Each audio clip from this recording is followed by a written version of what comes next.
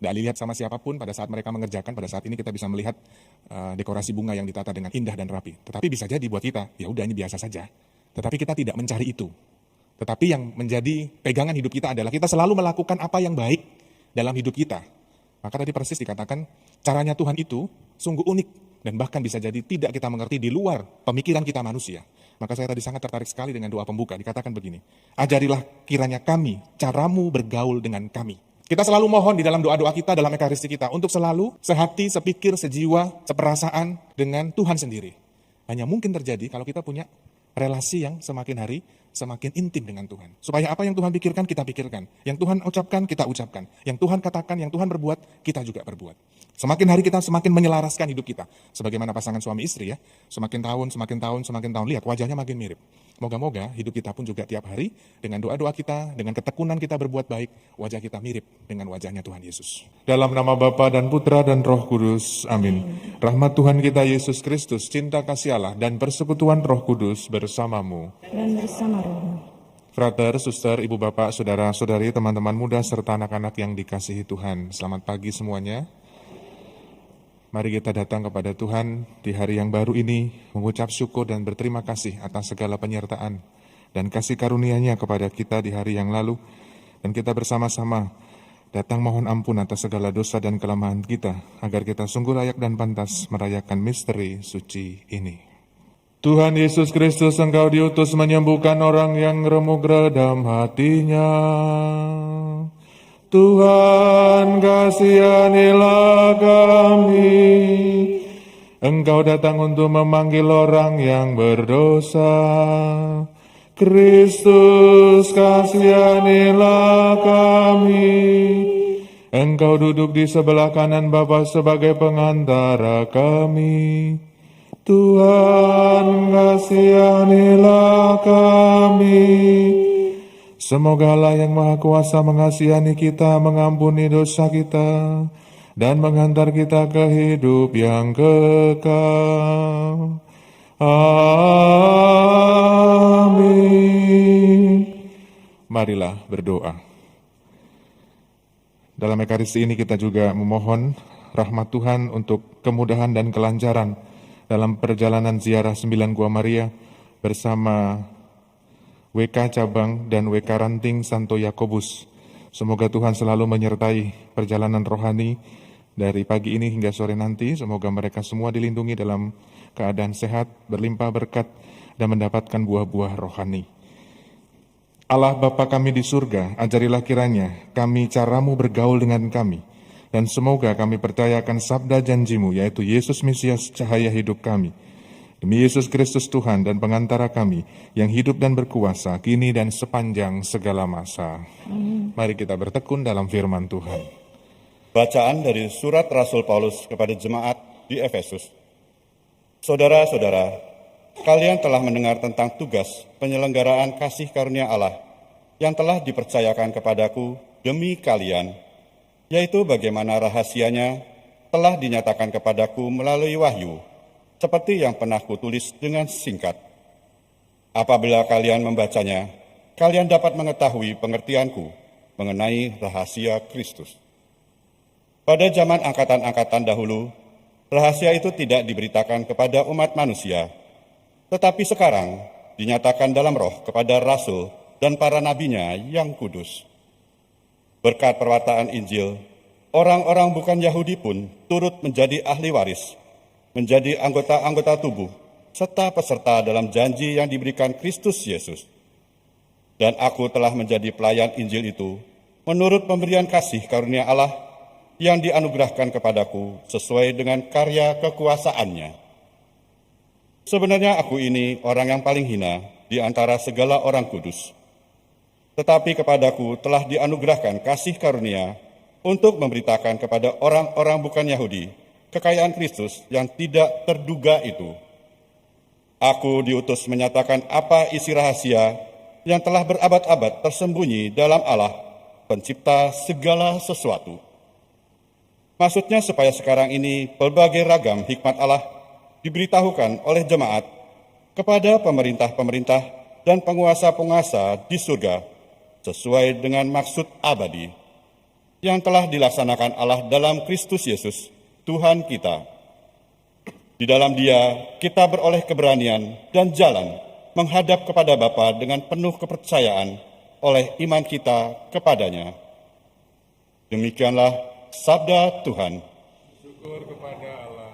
Kamu akan menimba air dengan kegirangan dari mata air keselamatan.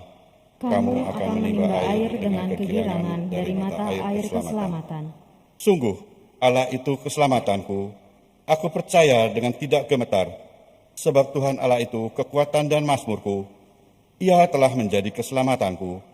Maka kamu akan menimba air dengan kegirangan dari mata air keselamatan. Kamu akan menimba air dengan kegirangan dari mata air keselamatan. Bersyukurlah kepada Tuhan, panggillah namanya, beritahukanlah karyanya di antara bangsa-bangsa, masyurkanlah bahwa namanya yang tinggi luhur.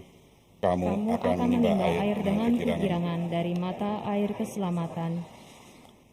Haleluya, haleluya, haleluya. Haleluya, haleluya, haleluya. Berjaga-jaga dan bersiap-siaplah, karena Anak Manusia datang pada saat yang tidak kamu duga. Haleluya, haleluya, haleluya. Tuhan bersamamu Dan bersama rohmu. Inilah Injil suci menurut Lukas. Dimuliakanlah Tuhan. Pada suatu ketika berkatalah Yesus kepada murid-muridnya, "Camkanlah ini baik-baik. Jika tuan rumah tahu pukul berapa pencuri akan datang, ia tidak akan membiarkan rumahnya dibongkar. Hendaklah kalian juga siap sedia, karena Anak Manusia datang pada saat yang tak kalian sangka-sangka." Petrus bertanya, "Tuhan, kami sajakah yang kau maksud dengan perumpamaan ini, ataukah juga semua orang?" Tuhan menjawab, "Siapakah pengurus rumah yang setia dan bijaksana yang akan diangkat oleh tuannya menjadi kepala atas semua hambanya untuk membagikan makanan kepada mereka pada waktunya? Berbahagialah hamba yang didapati tuannya sedang melakukan tugasnya ketika tuan itu datang, dan aku berkata kepadamu, sungguh, tuan itu akan mengangkat dia menjadi pengawas segala miliknya. Tetapi, jika hamba itu jahat dan berkata dalam hatinya, tuanku tidak datang-datang, lalu ia mulai memukuli hamba-hamba lain, pria maupun wanita, serta makan minum serta mabuk, maka tuannya akan datang pada hari yang tidak disangka-sangkanya, dan pada saat yang tidak diketahuinya. Dan tuan itu akan membunuh dia, serta membuat dia senasib dengan orang-orang yang tidak setia. Hamba yang tahu akan kehendak tuannya, tetapi tidak mengadakan persiapan, atau tidak melakukan apa yang dikehendaki tuannya, ia akan menerima banyak pukulan. Tetapi barang siapa tidak tahu akan kehendak tuannya, dan melakukan apa yang harus mendatangkan pukulan, ia akan menerima sedikit pukulan. Barang siapa diberi banyak, banyak pula yang dituntut daripadanya. Dan barang siapa dipercaya banyak, lebih banyak lagi yang dituntut daripadanya." Demikianlah sabda Tuhan. Terpujilah Kristus. Ibu bapak, saudara-saudari, frater suster, kalau kita ingat pengalaman kita belajar atau studi, ada saat di mana, saya nggak tahu kalau zaman yang milenial sekarang atau zaman bapak ibu ya, minimal zaman saya. Ada saat di mana ketika lagi belajar normal seperti biasa di kelas gitu ya, lalu tiba-tiba seorang guru mengatakan, "Tutup bukunya, sekarang kita ulangan." Siapa yang pernah mengalami itu? Oh, banyak ya, termasuk saya. Dan saya nggak siap. Alhasil, waktu itu ujiannya adalah, ulangannya adalah matematika kayaknya ya. Dan persis ya nggak terlalu jelek-jelek amat ya, minimal 3 atau 2 lah ya hasilnya. Minimal ada ongkos nulis ya.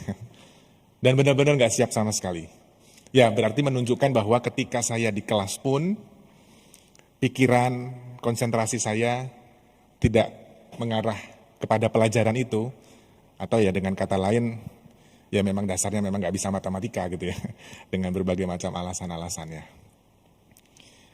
Dan hari ini juga ada contoh konkret yang bagi saya menarik ya. Tadi kita lihat ya, tidak ada organisnya.